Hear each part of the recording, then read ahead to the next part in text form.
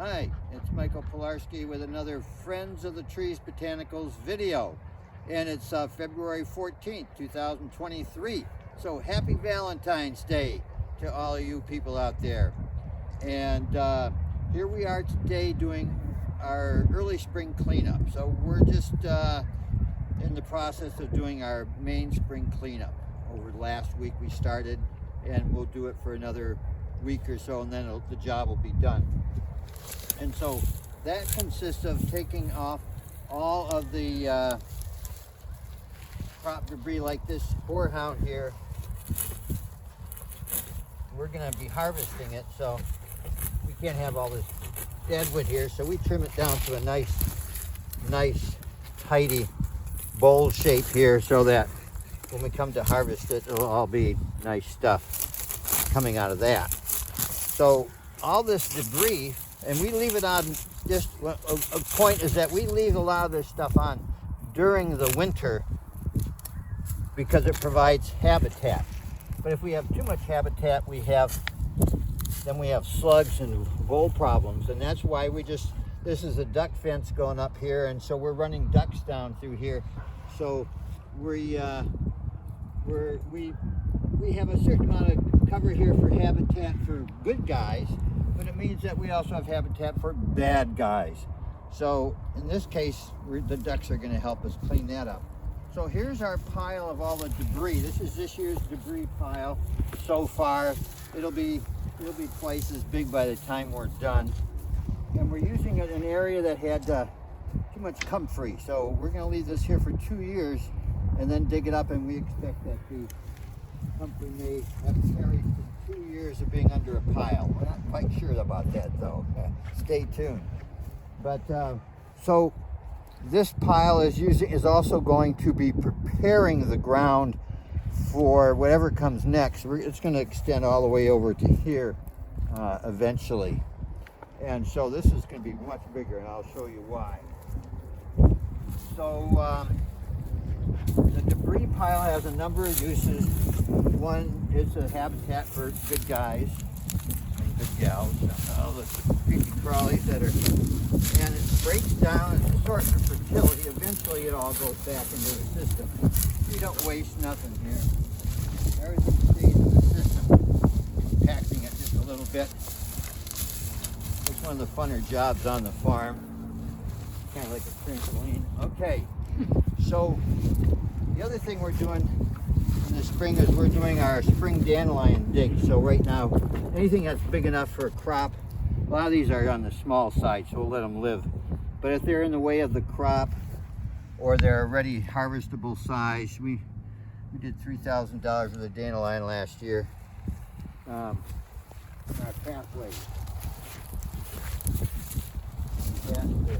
Sub-row. So here we are in this area, slashing, raking up, hauling the pile. So you can see there's another pile. So this area here will get raked off because we're going to be replanting it. So we want a nice seed bed. And then here's crops that have to be cut yet, and then all to the pile. But let me show you this next pile over here.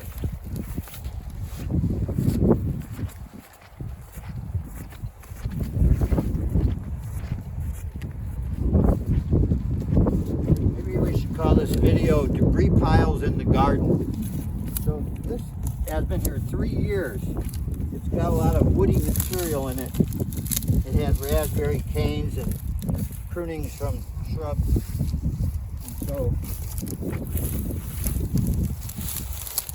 but if I dig around in here, I got a lot of decomposed stuff down under there. So when we take this up, we're going to move this to another area to prepare that ground, and this ground is going to be ashwagandha this year. Sunny location, perfect ground. It'll be super rich, super friable. So underneath a debris pile, when you move it, that's if you have a bad weed problem somewhere or grass that you don't want, you can use debris piles for 1 year to kill what's under it, usually. this area here, all the way down, was a debris pile all the way to the end in the past. It was a 2-year debris pile. And when we moved it, this became our best bed on the place in terms of richness. And right now it's got a little bit of weeds to take care of. But anyway, this will all get planted in some sun-loving crop next door, because there's south, and so this is our best south sector. And this pile will be gone, and that will be incredible growing material. So this is for crop waste, weeds, prunings, long-term debris. But boy, now that I'm getting down in here, there's just a ton of really nice composty stuff. So we'll spread that around and use it as fertilizer. So debris piles give fertilizer, they condition the ground, they fight weeds or problem plants, and provide habitat. And so I think every garden should have debris piles in it. It's hard not to, unless you're too tidy. If you don't have any, don't be too tidy a gardener, folks. We're pretty tidy. I was just looking at my garden looking for grass. I said, I better make sure there's any. Every spring I go around with a bucket and I look for any bit of grass. And so far I found one piece of grass today. In other words, our garden has virtually no grass as a weed in it. It has some. We're still fighting in a few areas a little bit, but we're pretty much under control. We could say that we control our weeds rather than the weeds control us. So we decide which ones to leave for crop, and basically we stay on top of it. It's easier in the long run to stay on top of your weeds instead of always having to fight them. Oh my gosh. Take a tip, folks. Hey, well, at any rate, friends of the trees, botanicals, happy Valentine's Day. Debris piles, spring cleanup. Bye.